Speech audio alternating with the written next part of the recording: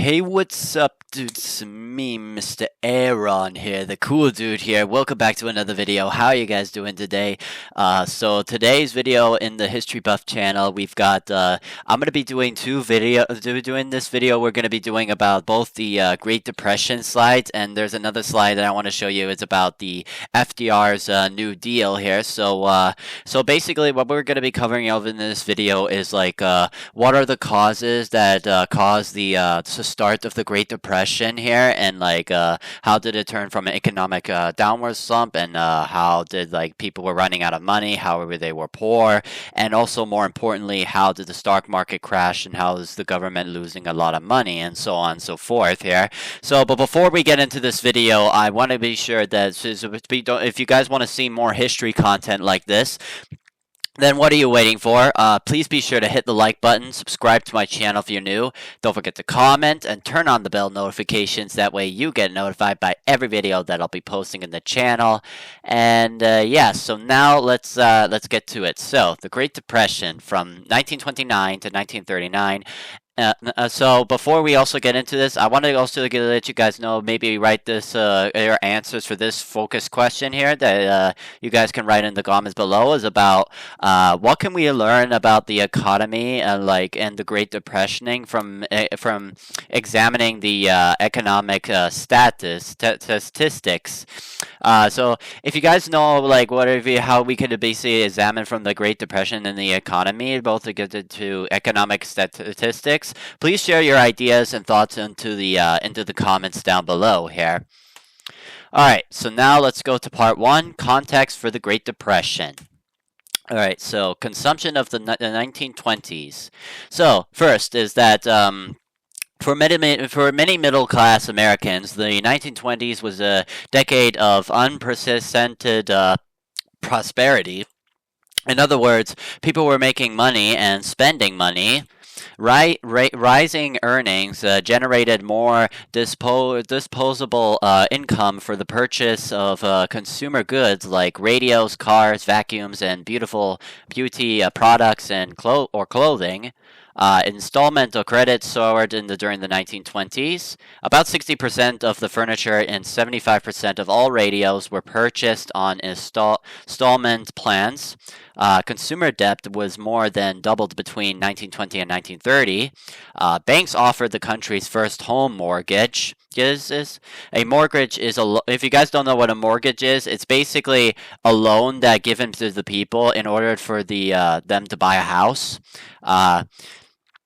So here's some of your guys' questions. How did the widespread availability of the installment credit during the 1920s contribute to the boomer consumer culture for the decade here? Because in my opinion, because I think to be honest here, I think it's because many people back in the 1920s until the 1930s basically bought all these kind of goods here, such as radios, cars, vacuums, and beauty products and clothing, and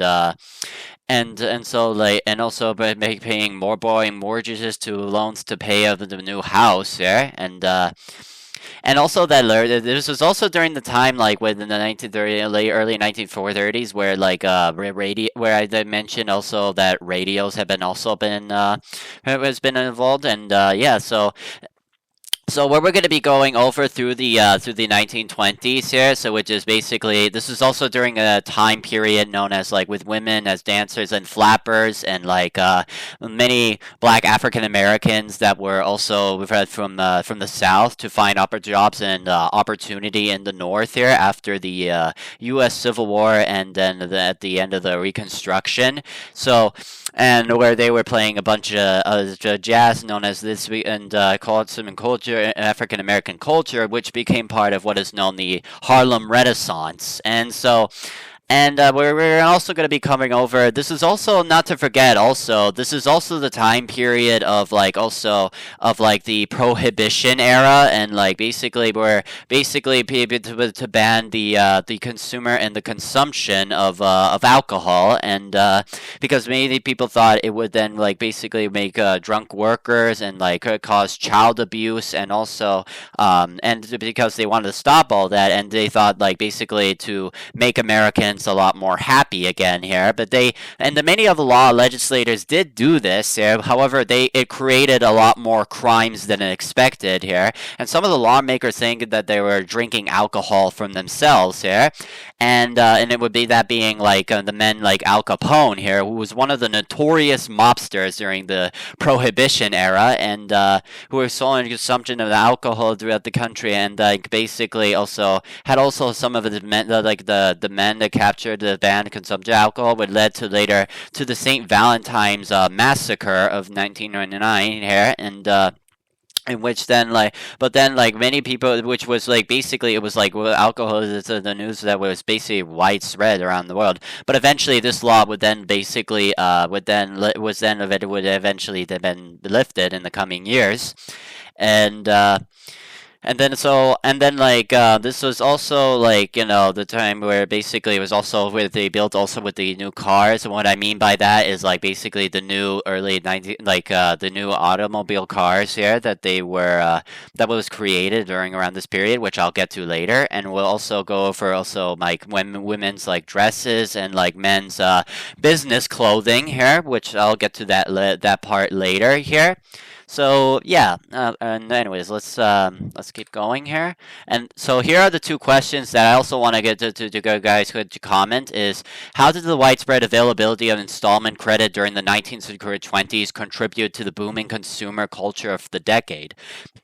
And also, what did the parallels do to see between consumer behavior in the 1920s and the model of consumerism? So basically, you can guys, if you guys want to, if you just be sure to write those comments down below here to write your own thoughts or your opinions here.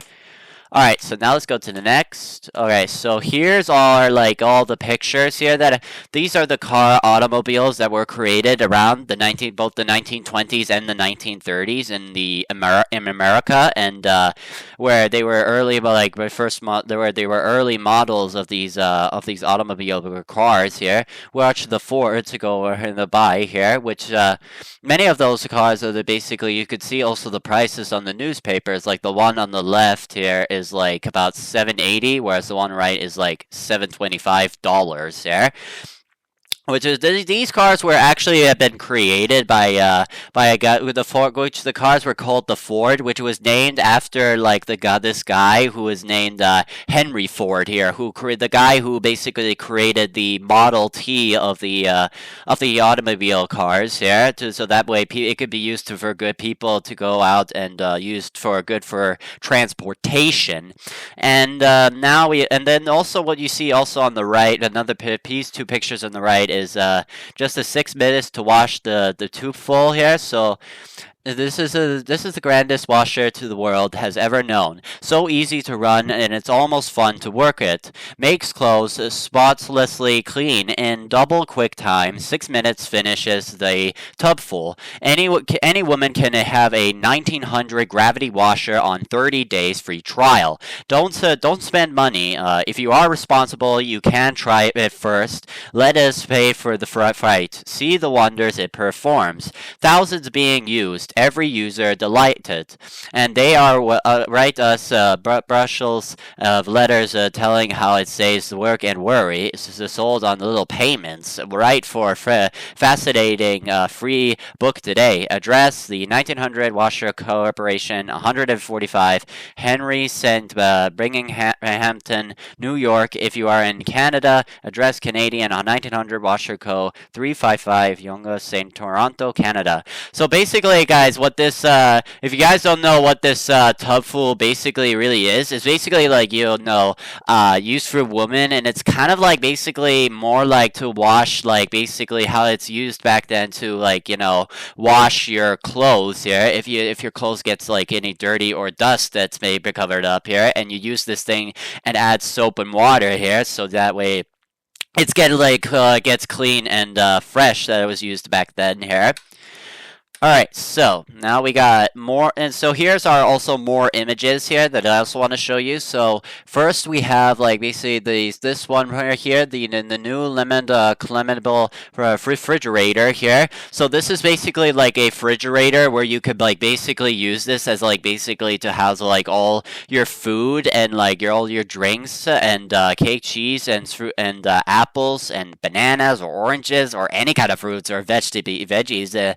So on here to house them all into the fridges, and you can also use them to cook here. Housework is eat. All right, yeah, and then you also have here. This is also like a 1900 version of these early. This is with a typewriter here. This is like where basically it was used for men who work in corporations and companies and businesses to like they use this to like basically use and type in and like to as a type in the papers and documents. This was also the typewriter was then also later used in I think in World War II. Here it was mostly like well, basically used for the as like typewriters and like to crack the like enigma codes from the Germans and like such as Alan Turing who basically used the typewriter to basically crack down many of the German enigma codes here and like the and uses the molasses to also break down the Source codes here and then you also have also on the top right we have also the removing the brush creamer which you have here is a which looks like to be a vacuum cleaner here which is basically mostly used for basically for people's houses so that way they can like clean the dust and the dirt that is on the stains on the floor here and then finally you have the bottom you see it's a radio. You see radios were not even introduced until about in the 1930s and like basically these radios can be used to like basically hear broadcasts and as well as also hear the news here but it's also used as the during World War II in many neighbors' homes in America to basically announce that basically what is happening, what is going on in the Second World War and which battles have been fought and which ones have been won and so on and so forth there.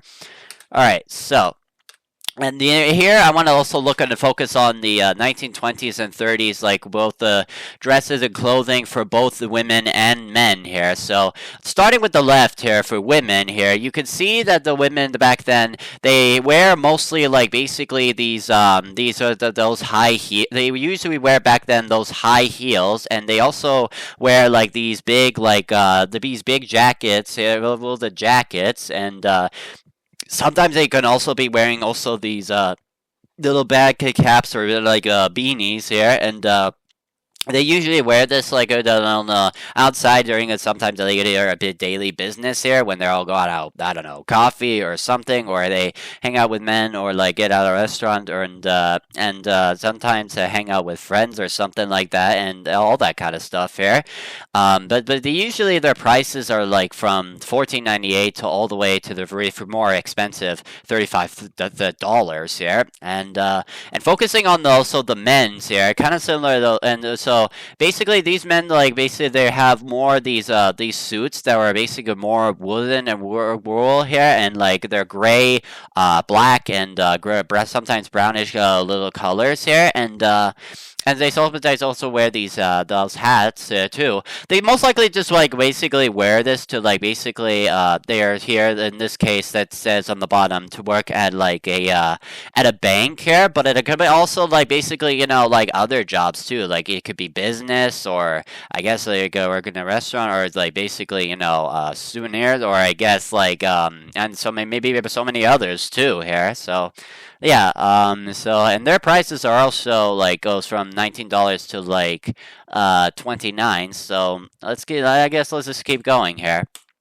All right, and then you also have also the clothing also for like basically for also for little kids. It seems like here. So then on the like on the left here, you see the kids that look like that's wearing the similar dresses like for men, except they're all on like basically on very small sizes here, and prices are getting a little cheaper here and back then And so yeah, and then also from on the right here, you see also kids for both boys and girls here. Then the dresses and the clothing, t-shirts, shoes, and socks, and also the jackets and all that. How it was being worn and worn professionally and unique back then there. All right, so now let's get to the next. Okay, so these images right here is basically more about like the women's beauty products, which I have explained from earlier. It was basically about like more women's beauty, like basically to use this to put out your face here. They also have like basically probably also other makeups here, such as like mascara or like lipsticks, and probably so many others here. But what this is used, this is mostly to usually pat it around through the face, so that way you don't have like any, it doesn't look ugly, like to have any pimples or like anywhere that's in the face here. So you have the high brown face powder here, that's they called it, and the miracle of the Maryvale Brown makes every face into more beautiful. Would your husband ask you to a day to marry him again if he saw your hair turning gray? Do not allow to the painful question to enter his mind. Prevent his thoughts from treading the dangerous path of comparison by restoring the natural shade of your hair and the aid of L'Oreal, the only guarantee that the harmless color regenerator of the hair is used by 2 million people into the continent. Send us a coupon below that to lock your hair, and our laborers will send you the absolutely free of charge a scientifically established analysis of your hair.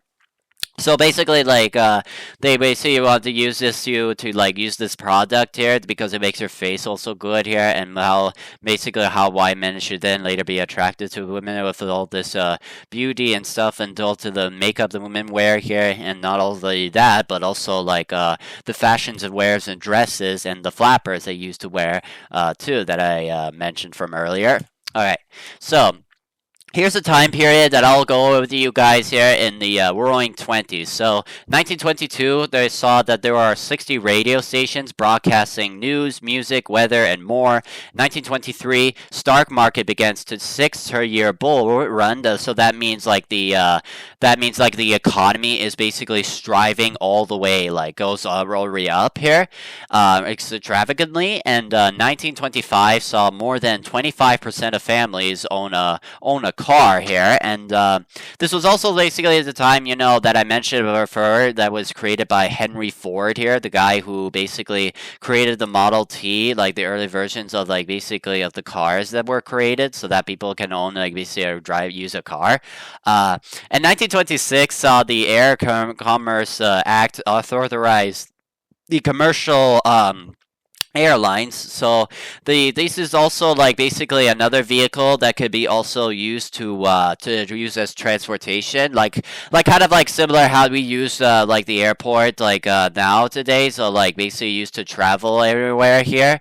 And 1928 saw the stock prices rise to 39%. Fed raises a discount rate from 3.5% to 5% to stop speculation here.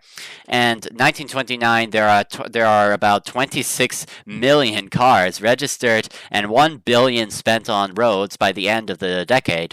In 1929, the number of people flying increased from 6,000 to 175,000 from 1926. Then in 1929, the Great Depression begins in August, and then in that same year, the stock market crashes is in October here. So Black Sunday, and where basically the products are basically now it's let's get to it. So part 2, the Great Depression causes. Here we go. All right, let's skip this. Okay, main causes of the Great Depression. The record for the main causes for number 3, as we go through the explanations for each cause, record notes. Okay, so the stock market crash of 1929 here. So basically, the stock market crash was basically that, like, basically all the banks had been closed and shut down, and, like, basically the economy was spiraling down. Unemployment was basically skyrocketing it here, and money was becoming meaningless here. People would be poor here, and there was, like, no food or no items to even eat here. And, like, basically, there's also many others here, such as, like, the tax rates of like taxes would also basically rise up here, and also unemployment also skyrocketed, and that the money has become worthless here, and the incomes would also, like, decrease too here, and that's why people don't have any money, food, or anything to work here. People would be poor, starving, and would be sat around this depression here, and people were, like, basically out of jobs here and were out of businesses, so they couldn't get and afford even a job here.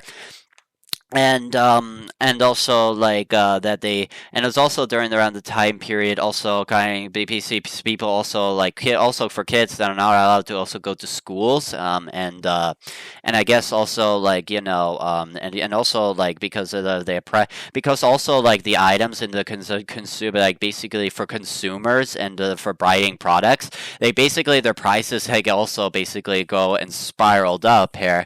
And if your guys' wonders, like, basically how does, like, basically the Great Depression affect on all the other countries, such as, like, say Europe or the USSR or Japan? So basically, I would say one for sure is that the USSR basically said that, like, because of, like, basically that for Joseph Stalin during around the time period had rose from, like, basically from an agricultural era all the way to an industrial powerhouse. So basically creation of, like, steel, iron, and productions and products from that could be built from the factories.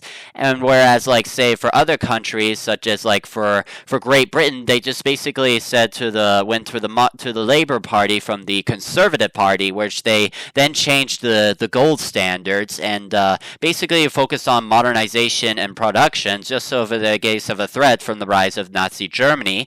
Whereas, like, other countries, such as, like, also for Japan, they also basically changed their, like, also their prices, and they're also to basically keep their economies all going up here, while this time period when Japan was, like, basically trying to conquer new territories, such as annexation of Korea and after, like, during World War One back then, they occupied the islands into Southeast Asia, and also trying to conquer also through into parts of Manchuria following the defeat in the Russo-Japanese War, and then later, but then it was later annexed it in back in 1931 to 1932, and then whereas, like, say with other countries such as like with Italy, they said, like, basically under the dictatorship of Mussolini, who basically says, like, since our money is out, they just basically turned out the basic people to get new jobs, and, like, basically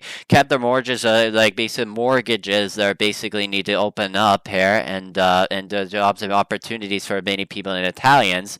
Whereas, like, basically also for, like, France, I would guess, is, like, basically that the French were basically that they changed from, like, sort of, like, basically from the old conservative and, like, basically to exchange money for right bit of other countries for basically using for the francs here, which because by then, like, the francs were basically getting a bit worthless here, and so they turned, like, basically for the Conservative Party to try to gain the new money and try to basically get the economy going, which they would try to make things like even better in here. So, but anyway, let's get to the next part. So, number 2, bank failures here. So, like, basically, like I said before, like, basically banks that are basically they don't work anymore because the banks were closed off here, and that, like, they cannot hold or, like, storage all the money, and that because money was basically worthless, and as well as also, like, basically the money is savings, and also the interests, and, like, the percentage rates are basically they're all going down, and there's all getting becoming a lot worse here, and no longer basically people would basically buy any goods or like basically any money or like pay up their any salaries, and so. And also, like basically, people would not afford it currently. Like basically, how much money would they would get in because of the amount of banks that were closed off here. And then we also have the reduction in purchasing. So what I mean by this is basically, the prices of like basically many goods, such as like many items, are basically they're becoming a lot more expensive, and because of the prices of the economy that was going up, the prices are going increasing. And then you also have drought conditions here, which is basically that parts of the U.S. is basically there have been droughts and there have been floodings basically because with and then later also with other. It's not only droughts that have occurred in some parts of the America continent, but there was also one current history event that became known as the Dust Blow, which is basically happened in the middle states such as like Texas, Oklahoma, and I believe Arizona and such, where they basically was a dust and there was a giant like dust blooming here that was coming towards them, and which caused destruction of people's many towns and many all of their homes there, and people were there that are like therefore basically poor, and there was basically no money, and they could not afford any water, food, or any provide any shelter. So yeah, so let's get to next here. All right, so the main causes of the Great Depression. So the stock market crash of 1929 that I mentioned was the Black Tuesday of 1920, October 29th of 1929, and by December, the stockholders have lost more than $40 billion, and it triggered the Great Depression.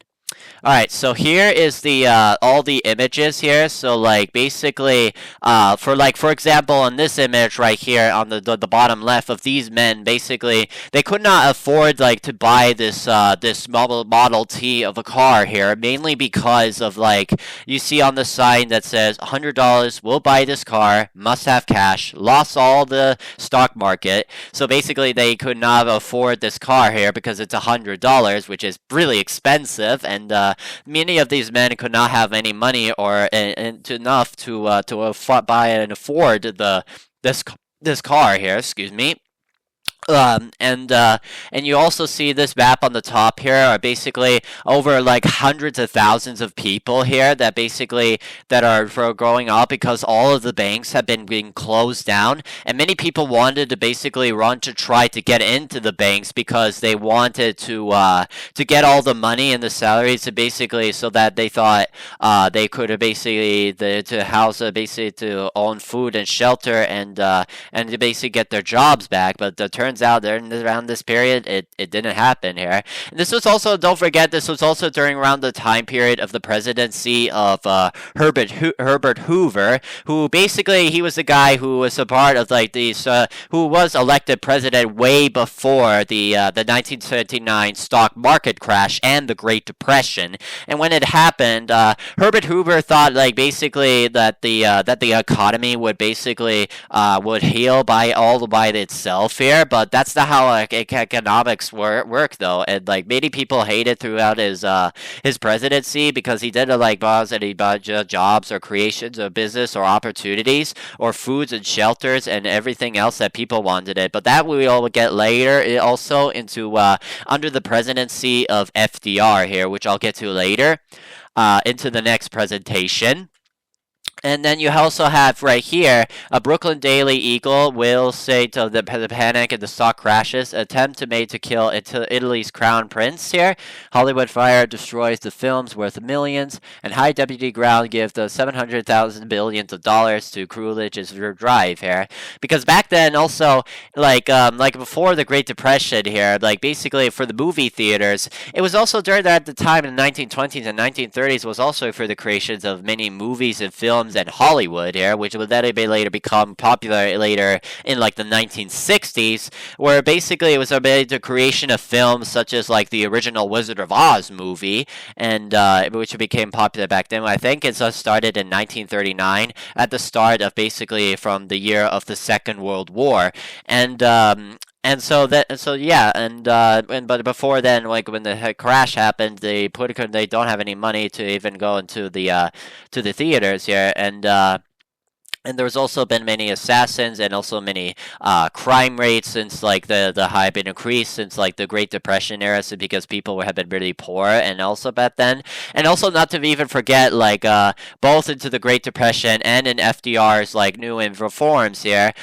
it just later also it was back then discriminating also many African Americans here who became segregated back then of their businesses, jobs, furnitures, and all many other public areas here, and also discriminated also other ethnic groups such as like Native Americans here who could not allowed to buy and purchase any of their own lands, and because they're also like poor, and like they say that just like kind of the day here where they just like couldn't afford food or any houses or anything by then, and I think it's also probably the same time period also for many other ethnic groups such as like basically later when the Japanese and like many Chinese and the Germans and any other ethnic groups who were and also the Italians who basically fled also the country in the area, such as like the ones of the Japanese who fled to the country, the island to Ellis Island here, where there were jobs and basically the Japanese to work in basic mortgages, and where hard forced labor was then basically had been practiced, but then the order law that basically the Japanese were not to then work here, and this was also during the time like after the 1882 with the Chinese Exclusion Act, where the Chinese workers cannot basically work on their own workforces, and basically such as like during around the gold rush era, and like basically could not work and get paid on their jobs here. And this was also during the time of Europeans also, and the Chinese and Japanese also, and mostly that they most likely just went also to Angel Island, who is basically also to basically to was also basically to use as it's also kind of like also the hard force here, and where the Japanese Chinese were basically hard to ship, and that they basically have to work on a lot of forced labor here, and yeah, so and there's also turning with the many Italian immigrants, I think, where they basically just let into where they were treated that I feel like that they did not belong here, but then like basically there's this man who they created up here, and that's why they created all the Columbus Day, because people rumors thought that Columbus had basically had oversaw basically that they founded the United States of America, which became later false here, which I'll make a future video by the way here, and because he would later discover mostly into to South America mostly, and Central America. I'll just this way, and also not to forget with how Prohibition also started was also made by mostly from German immigrants here, who basically had been purchased of the consumer and the consumption before it was banned in the alcohol and beers and wine, and so basically that when the Prohibition started with Al Capone and his men, not to forget, they also made also the speakeasies, where speakeasies are basically to forbid basically to hide out the signs here and everything, and when you get inside you could actually see people partying and also drinking alcohol here, and it was also during around that time period. It was also basically the 18th and 19th Amendments here, where basically about people trying to also banning the consumption also with alcohol, but also I think also the 19th Amendment also in the 1920s of women's protesters such as Susan B. Anthony here, who later back then under the presidency of Woodrow Wilson had then later passed a law basically that women have now the right to vote here, so basically vote on on elections for example here, and basically vote along with such as women and with men here, but back then it did not included other women from ethnic groups such as Black African American women, or Asian women here, like Chinese or Japanese or Korean here even. And yeah, so but that would later come in over through the couple of years then. Alright, so let's keep going here. The second cause of the bank failure of the Great Depression was during the 1930s that over 9,000 banks had failed here. Bank deposits were uninsured here, and people were simply lost their savings. Banks stopped creating new loans here.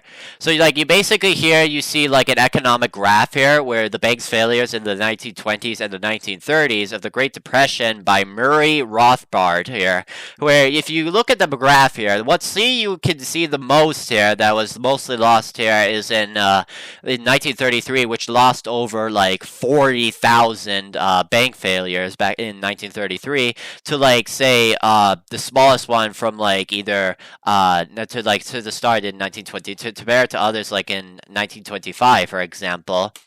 And then you see also this image right down here where they basically it's a lot of people who like basically they could not like basically get access to the banks here because of the banks closure that I mentioned a couple times, and also that they failed to get even new money and new deposits and savings here because they can't receive any of the money here but during around this time period, and as well as new loans.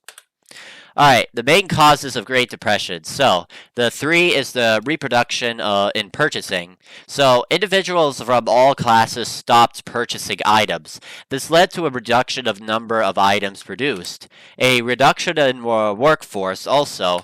And people are able to keep up with the paying for items that they had brought through the installment plans and their items that were repossessed.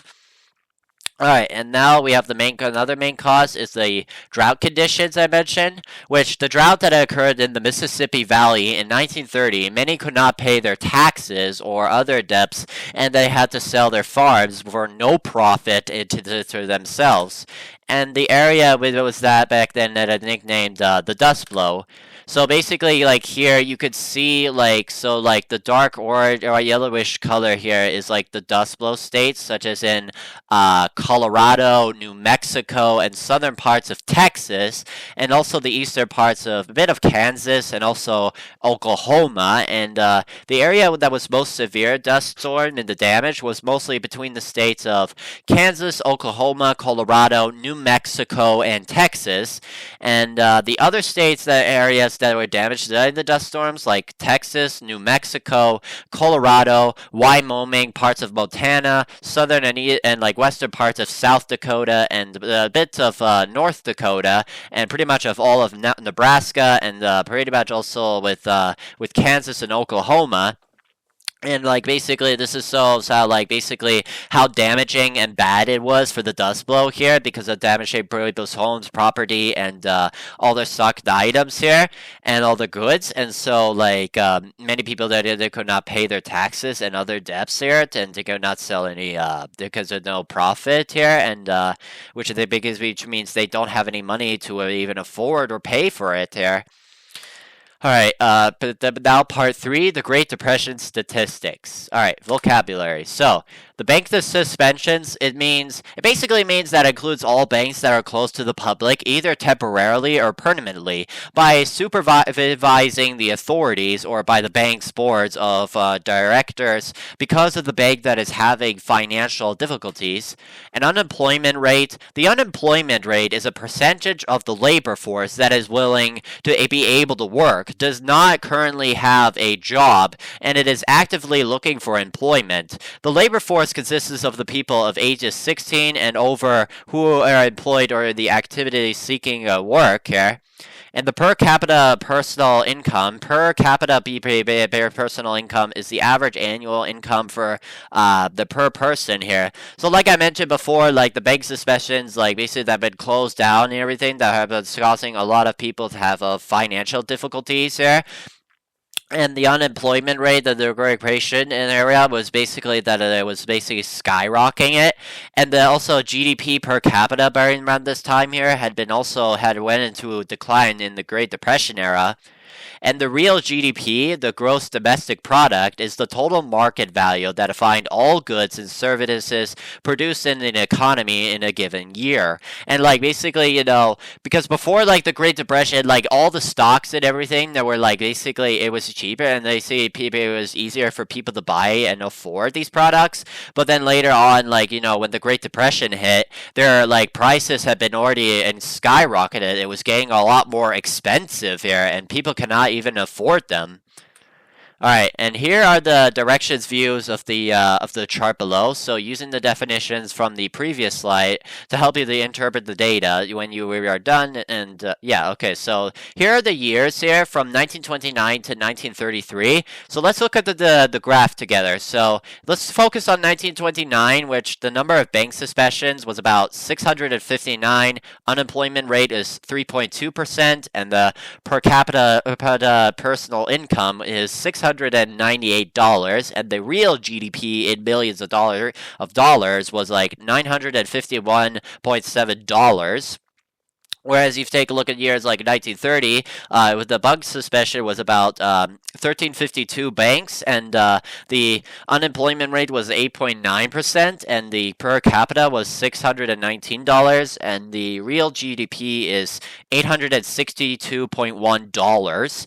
And for 1931 was saw 2,294 bank suspicions, and the unemployment rate was like 16.3 here, and the per capita was the personal income was about 526, and the real GDP was $788.8 here. So you can kind of see like basically where this is going here, and like also the per capita and unemployment rates increasing, and like the bank suspicions also increasing, and the per capita and the real GDP is also like basically how they were also been kind of also declining too here. And whereas you look also into 1923, that 1,456 bank suspensions, and where it saw 24.1 unemployment rate, and the $399 in per capita, and $682.9. Whereas now finally in 1933 saw 4,004 number of bank suspensions, and 25.2% of unemployment rate, and the per capita in personal income being $372, and the real GDP being $668.9 here. All right, so and that's all the graphs here. So now let's go together to the next slide, which is about FDR's New Deal here. So let's get to it. All right, so now here we are. So here's the new slide here. Here's a new slide called the New Deal here. So the focus question I want you guys to focus on is to write this answer for this question also in the comments below. Was the New Deal successful, or did it fail to the American people? So I want you to guys write this down to your own opinions in the comments below into this video here. All right, so I'll give you guys some background here. So Herbert Hoover, who was the president when the Great Depression began in 1929, he believed that it was not the responsibility for the federal government to pull the nation out of the economic downturn. By 1932, 1 out of 4 people were unemployed here. But when Franklin D. Roosevelt had took office in 1933, during his inaugural address, he stated, "First of all, let me assert my firm belief that the only thing that we have to fear is fear itself." He promised to act swiftly and decisively. FDR initiated a series of experimental programs and hoping that to bring the nation out of the Depression. And also the name of these collective programs were known as the New Deal. The idea that it focused on was on recovery, reform, and relief here.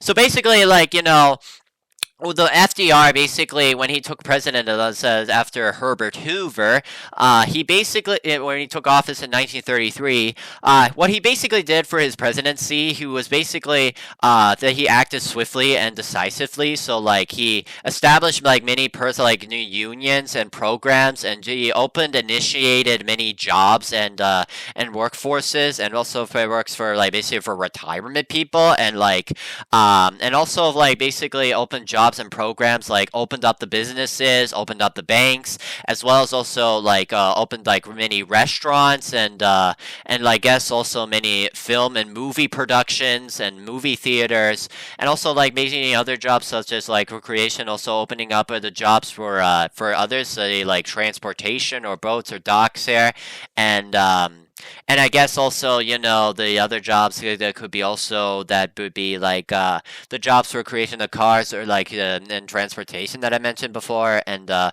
works of iron and steel production here, and also, but it's also not to forget that people can now buy food here, and that the prices are then low here, and like they say to own food and everything. That their mothers are basically could basically make kids like basically hot lunches for schools, because then schools were also being opened, like education was open to almost like to have Americans, except for blacks and many Native Americans and other ethnic groups, but like but they now people can also go to clothing stores too here. The meaning that it's open for them, meaning that like the lower the prices, that basically that the jobs that basically people can now like buy and really afford many products, and also beauty products that I mentioned before. And yeah, and then like also buy new cars and the clothing and furnitures, and like vacuum cleaners, and like all that kind of like new stuff here, and also about, more importantly, with all of this, is more about reviving the economy, and where basically people can now like buy the debits and like the interest, and the pay their salaries, their money, and also like now can pay also with their afford and pay taxes also well here, and how much they pay for and and as well as also like purchasing for also for mortgages for people who need to find a shelter, or like kind of like home themselves here.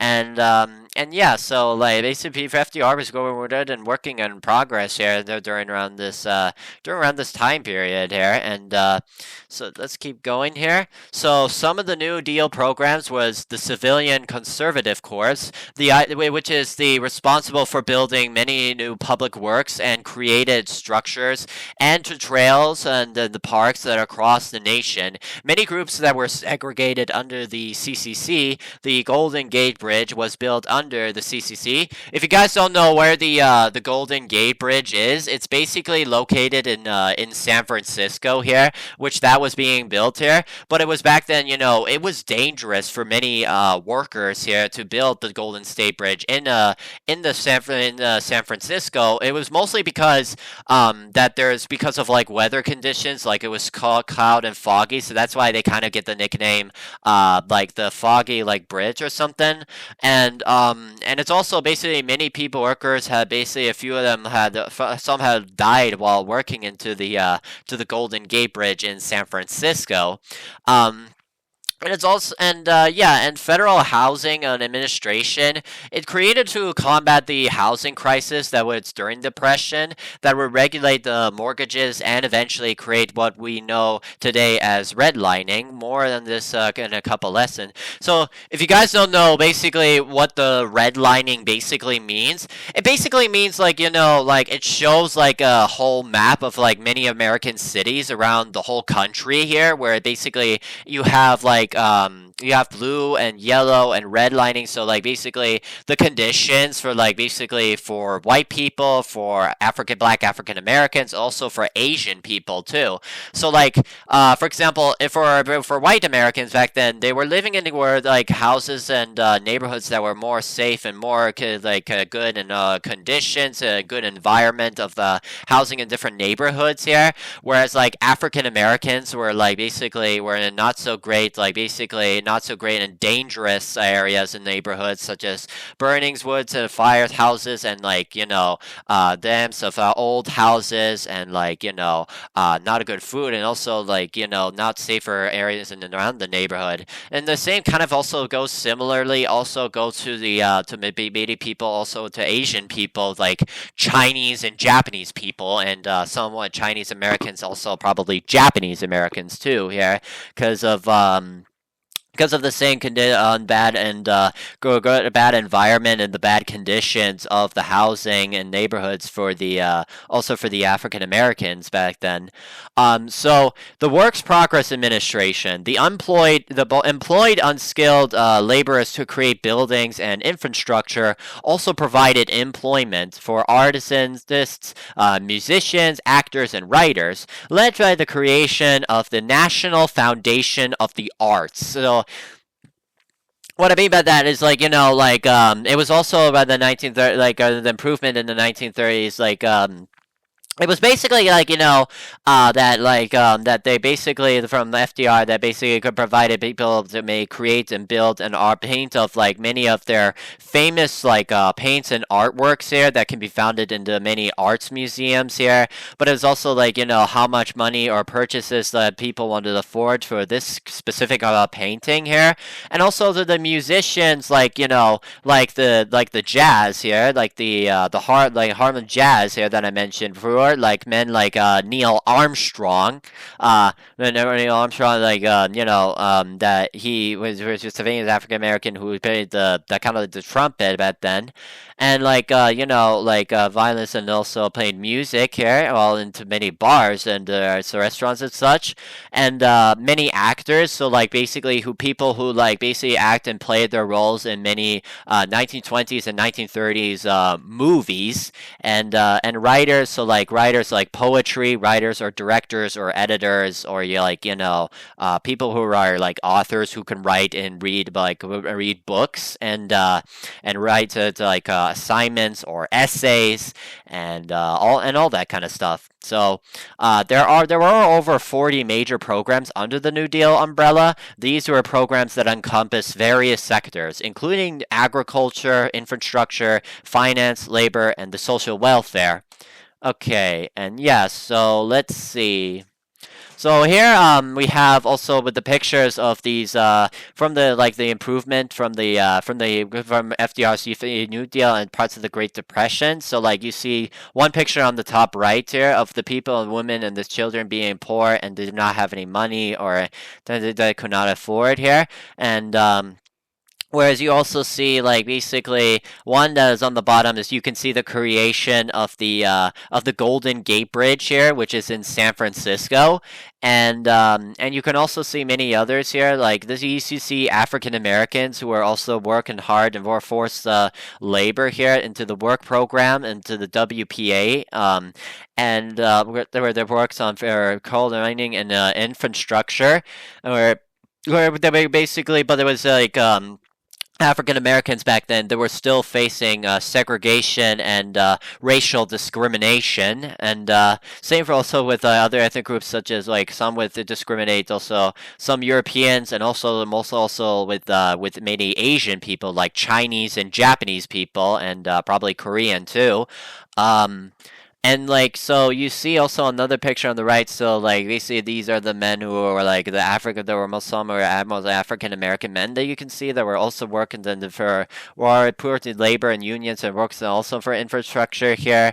And then you see also one on the top here that's the men who are cutting down basically for sheds, so basically parts of woods here. So that being way woods can be that you could be burnt into the fires or create homes, or any kind of stuff, and the camp Roosevelt civilian conservative camps here that were basically that were used to basically camp for the people, for these men to basically work and do production and many infrastructure and all that kind of stuff here.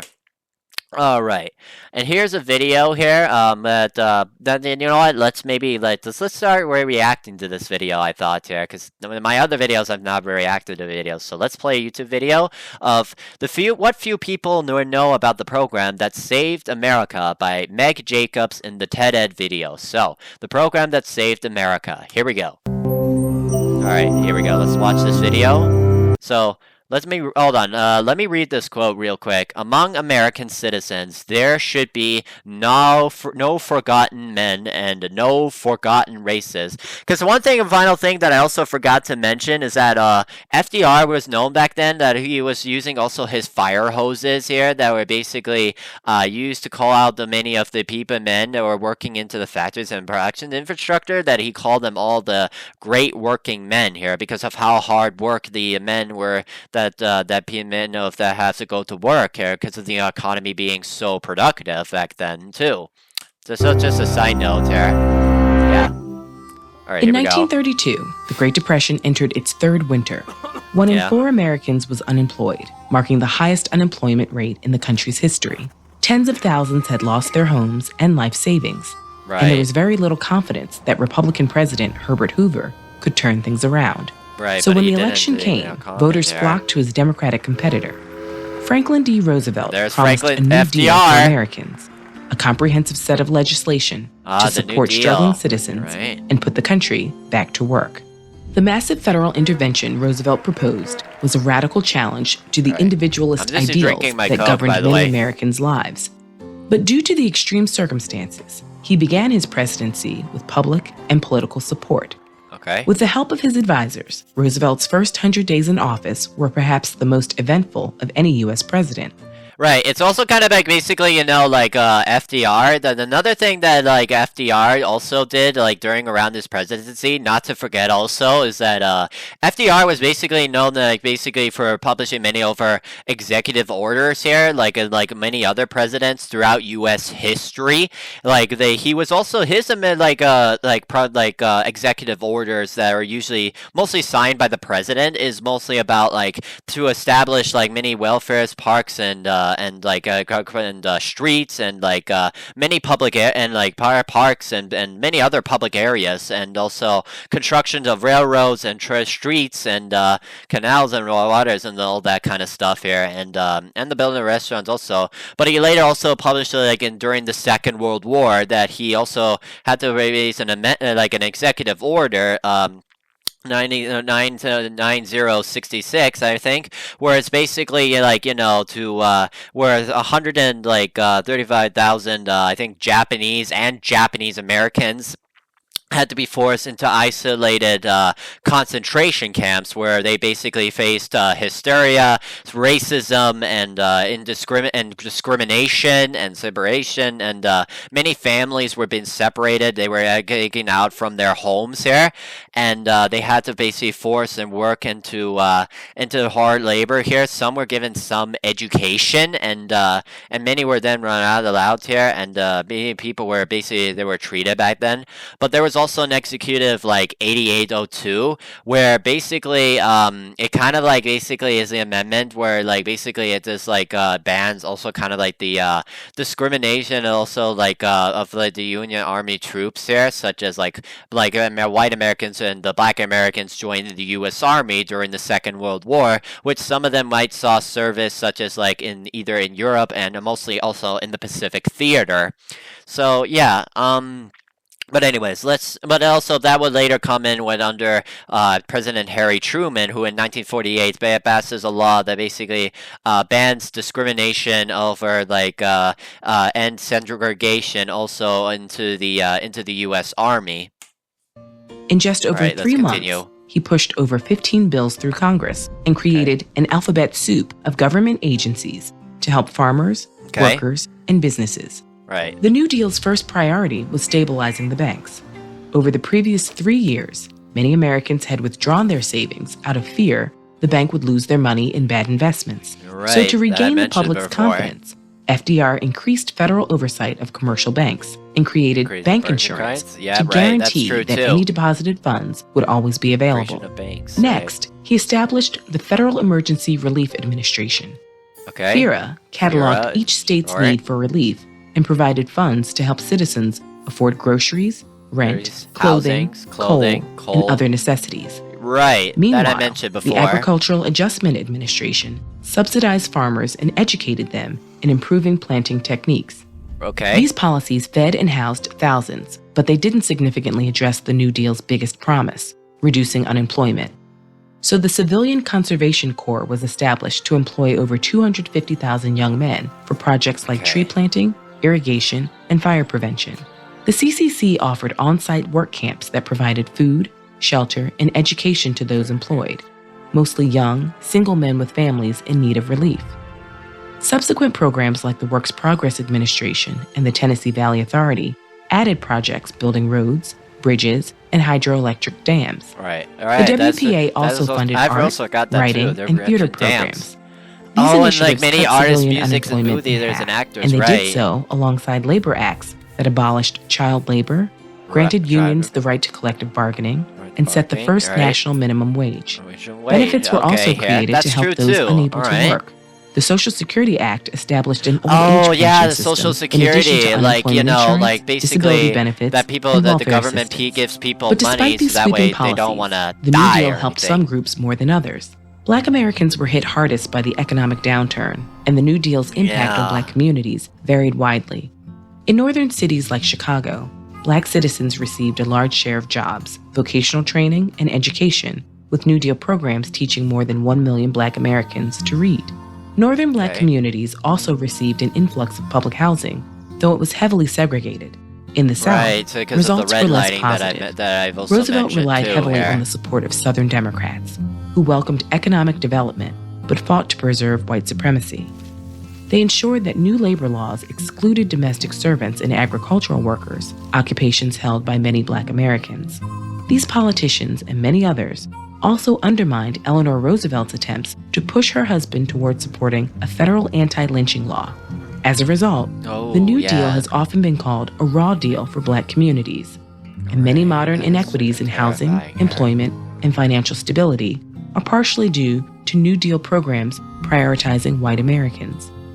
In these ways and more, the New Deal didn't fully live up to its promises. Despite employing over 8 million Americans, unemployment never went lower than 14%, and the U.S. economy wouldn't fully recover until the country's mobilization for World War II. But this bold campaign of progressive policies did empower unions to start their own revolution. In the coming decades, Northern liberals, Black Americans, and other working minorities united to fight discriminatory hiring. In the process, they reshaped the Democratic Party, challenging its racist leadership and laying the groundwork and then for an later emerging comes civil with rights coalition. And then later for the civil rights movement, also from Martin Luther King Jr., who basically led all his marches here for civil disobedience and like basically to end protesting to end like segregation and discrimination of many people, including African Americans here. And he basically went up and like to all around the crowd to Washington and basically like at the the Lincoln Memorial, I think, and like he basically said and announced his famous "I Have a Dream" speech in 1963 here. Right, and this would basically later also led to also like basically for like Brown v. versus Board education, like basically tried to also with the end of the discriminatory law that basically affirmed that details the issues also the of like the segregation of the blacks and whites in many schools here too, and also like this would later also come with also like with presidencies like Richard Nixon, who later also with schools also with the end racial segregation and the Title IX Amendment, and also ending like race discrimination and gender discrimination too. But also like the Animals Relief and Species Endangered Species Acts too here. So let's continue here. One leader often overlooked in the story of America's civil rights movement is Bayard Rustin. Learn how this brave outsider helped lead a movement from outside the spotlight with the video on the left. All right.